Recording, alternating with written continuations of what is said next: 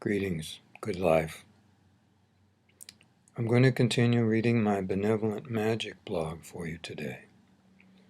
This post was originally put up on Tuesday, September 6, 2005, and it's called Mother Earth. Thank you all for coming and reading and acting on this site. It is my intention these days, as our country and the world goes through changes, to help and support us all through these changes in the most benevolent way that we can acquire. And why do I say acquire? It is because I believe and have been taught that we are here on our beloved earth to learn how to do as earth does. When earth has a problem or a discomfort, she moves herself around a little bit, not unlike we would do if we were uncomfortable in a chair, or uncomfortable in a bed, or even uncomfortable standing. We move a little bit until we feel a bit more comfortable. This, of course, she does with her earthquakes and occasional landslides, and of course, if we are in the way of such things, it inconveniences us at least, and sometimes injures us.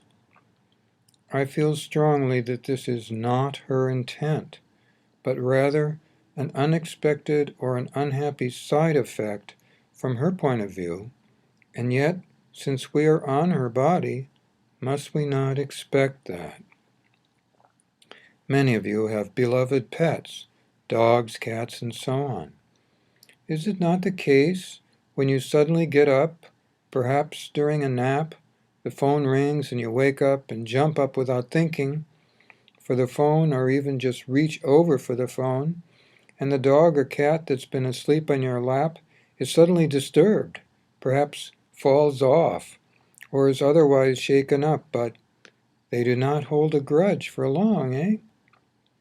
They are recognizing that something was important, and you suddenly moved, but shortly thereafter, they're right back. Let's be just as forgiving. When Mother Earth does something for herself, even though it might seem like an attack directly on us at times, such as in this last powerful hurricane in the Gulf states of the U.S., that there may be something that is being done for her, by her, for her body. I've been taught that Mother Earth uses her wind, just her regular wind, to distribute energies all over the earth, to distribute good energies.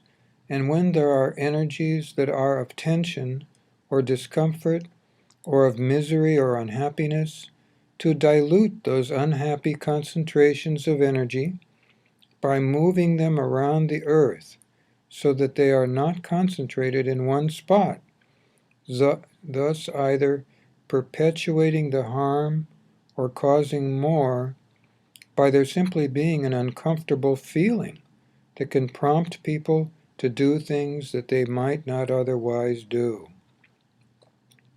For us, we have a comparison as well in our bodies. Sometimes, if we're tired, we breathe hard, and other times, when we need to move air around inside our bodies, we suddenly release some, eh? From one place or another, yes? For us, it seems insignificant, yes.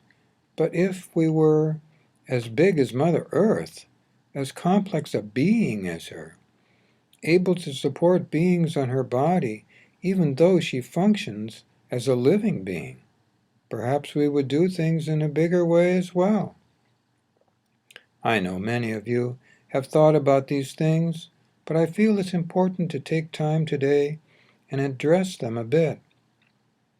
Benevolent Magic's intent is to help you to work with Mother Earth rather than to struggle as best you can, unknowingly and seemingly unable to cope with what is around you, either created by your fellow citizens consciously or otherwise, or simply struggling with understanding Mother Earth's needs and requirements for herself. Mother Earth has indicated to me for the past year or two that she needs to make some changes in the way human beings live on the earth. And one of these changes she desires for you to make is, she would prefer all over the earth if people would move inland from the beach. The animals who live in the sea and who live near the seashore not only need some place to live, but they work in concert with her to be able to support her good health because they are in harmony with Mother Earth, something we are learning to do but have not accomplished yet. She would prefer that human beings live no closer than 5 miles away from the beach. I'm not trying to say people are bad for living on the beach or near it. What I'm saying is that in our world, where people sometimes need very much beauty and sustenance, there's a desire to get close to that beauty, and sometimes it's too close. Oh, it's one thing to go to the beach for a day, an outing, yes, and to lay down your blanket and to have some snacks, to enjoy the sun with family, or with loved ones, or with friends, or even by yourself. But to drill down into her body and put a permanent structure there, she's not comfortable with that, and she'd actually prefer, for the next 5 to 6 years at least, if you minimize your visits to the beach. Now, she does not feel this way at this time for inland lakes and rivers, and other places where there is a semblance of beach, not the same as at the ocean, of course, but she does not mind that at all at this time, so I've been guided. I'm not trying to interfere with your freedom. I'm simply passing on information that she has told me in various ways. Feeling inspiration, yes, channeling, and other ways that many of you who are very sensitive have felt yourself at times. In the next few weeks and months, I may reveal other things that she has told me to give you some glimmer of future articles in the Sedona Journal of Emergence, where you often find my channelings, and also that the acquaintanceship we have needs to be amplified just a little bit so that you can utilize these living prayers and benevolent magic in the way that works best for you and others. All of this works that you read here because there is agreement at the soul level that if something is benevolent, even for one person, and is completely comfortable for all other souls, then it works. Sometimes things don't work if souls have other agenda. Perhaps there is a reason, or even if we do not consciously know it.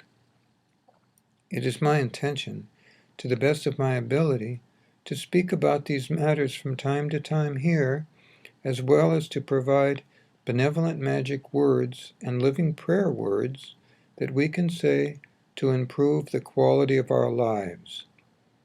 Let me close with a benevolent magic today. I recommend that you say now for yourself. One says benevolent magic for oneself, even though it may very well be benevolent for others.